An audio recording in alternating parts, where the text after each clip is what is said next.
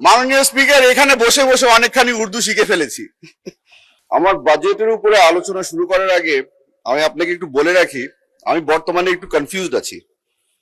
বেশ কয়েকদিন ধরে আমাদের বিরোধী দলের নেতাদের অনেকগুলি স্পিচ শুনলাম, শুনে একটা জিনিস বুঝতে পারলাম যে যখন আমাদের অর্থমন্ত্রী কোনো বড় ধরনের প্রজেক্টের কথা বলে তখন ওনারা নারাজ হন, কারণ বাজেটটা অনেক বড় হয়ে যাচ্ছে।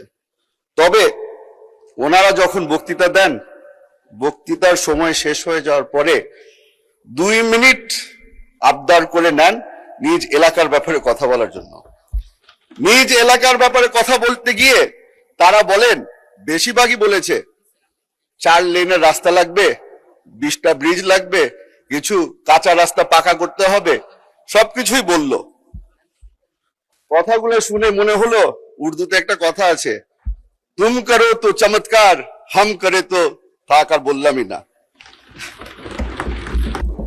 স্পিচে চলে যায় মাননীয় স্পিকার। আমার বাবা বলেছিল, a budget is a moral document, for it reveals not only what a government can afford, but it also chooses to value.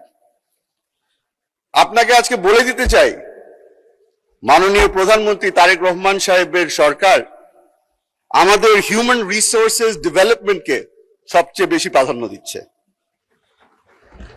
সবাই ছোট ছোট করে বলে, একজনে বলে এডুকেশন, একজনে বলে হেলথ কেয়ার, সবকিছু যদি আপনি এক জায়গায় মিলিয়ে নেন তাহলে ওটাকে হিউম্যান রিসোর্সেস ডেভেলপমেন্টই বলা হয়।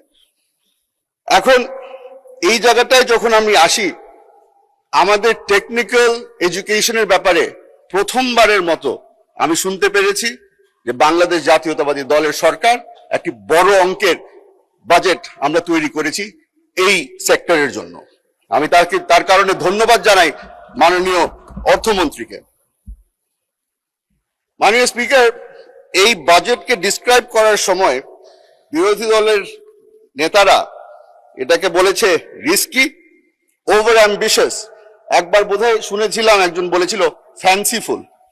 এখন গতকালকে আলাপ আলোচনার সময় আমার পিছনে একজন আমার নিজের দলের একজন নেতা বলেছিল এটা একটা সাহসী বাজেট। এখন আপনি হয়তো শুনে সাহসী কেন বললাম উনি বলেছিল আপনি চিন্তা করছেন, তবে আমি একটু ব্যাখ্যা দিয়ে রাখি। আমার প্রধানমন্ত্রী আইনমন্ত্রী এনেছে চট্টগ্রাম থেকে, সাহসের কমতি ওখানে কোনো সময় হয় না। আলহামদুলিল্লাহ। আইনমন্ত্রী না, অর্থমন্ত্রী। সরি, অর্থমন্ত্রী। মাননীয় স্পিকার, আমি আপনার থেকে বেশি সময় নিব না, কারণ আমার নিজ এলাকারও কিছু বিষয় আপনার সামনে তুলে ধরতে চাই যেটা ন্যাশনাল ইম্পর্টেন্সের সাথে চলে আসে।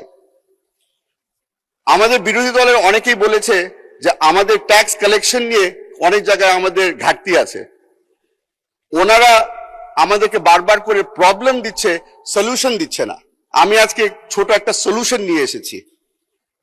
রাঙ্গুনিয়া চট্টগ্রাম 7 আসনের সবচেয়ে বড় সমস্যা বর্তমানে হচ্ছে অবৈধ বালি এক্সট্রাকশন।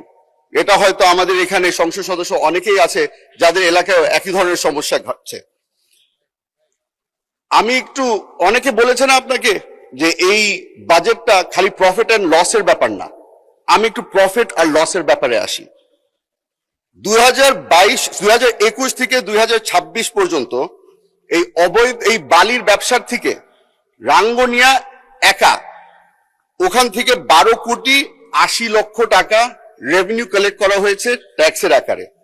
তবে এই বালি এক্সট্রাকশনের কারণে যে ক্ষতিটা হয়েছে, এই নদী ভাঙ্গনের কারণে আমাদের ওখানে 80 কোটি টাকার খরচ করতে হয়েছে ব্লকের মাধ্যমে এবং নদীর পার ঠিক করার কারণে। এই জিনিসটাকে যদি আমরা সলভ করতে চাই তাহলে ট্যাক্স কালেকশন আমাদের বাড়াতে হবে। বর্তমানে বিশেষজ্ঞরা বলছে 60 to 70% of all sand extracted from the river is done so illegally. এই ইলিগাল ব্যবসার কারণে বর্তমানে এই ব্যবসাটা খালি একজন সেক্টরের মানুষ এটা নিয়ন্ত্রণ করছে, এটা হচ্ছে কি একটা মাফিয়া সেক্টর। এই মাফিয়া সেক্টরের কারণে আমার এলাকায় কিছুদিন আগে একটি হত্যাকাণ্ড ঘটেছে, যেখানে মাসুদ চৌধুরী নামের আমাদের যুব দলের এক নেতাকে নির্মমভাবে হত্যা করা হয়েছে। এই জিনিসটা আমি তুলে ধরছি কারণ আমি খেয়াল করে দেখলাম যে আমাদের বর্তমানের হোম মিনিস্ট্রির বাজেটকে 6.2%-এই খালি ইনক্রিজ করা হয়েছে। এই 6.2% ইজ নট এনাফ। আমাদের বাংলাদেশের পুলিশকে যেভাবে করে আমরা দেখি বর্তমানে, তাদেরকে আরো শক্তিশালী করতে হবে। They have to be well equipped and well trained. মাননীয় স্পিকার, আমাদের একটা এখানে আমরা এখন অভ্যস্ত হয়ে গেছি, বর্তমানে একটা কম্পিটিশন চলছে। কম্পিটিশনটা হচ্ছে গিয়ে কে কত ভালো আরবি বলতে পারে, কে কত ভালো আয়াত মুখস্থ করে বলতে পারে। আমি ব্রিটিশ বোর্ডিং স্কুলের প্রোডাক্ট। আমি হয়তো অত মুখস্থ আপনাকে আয়াত বলতে পারবো না, তবে ছোটকালে একটা প্রার্থনা আমাকে শেখানো হয়েছিল, ওটা আপনাকে শুনিয়ে দিতে চাই। Lord, give me the serenity to accept the things I cannot change, the courage to change the things I can, and the wisdom to know the difference. Alhamdulillah, আমার অর্থমন্ত্রী knows the difference.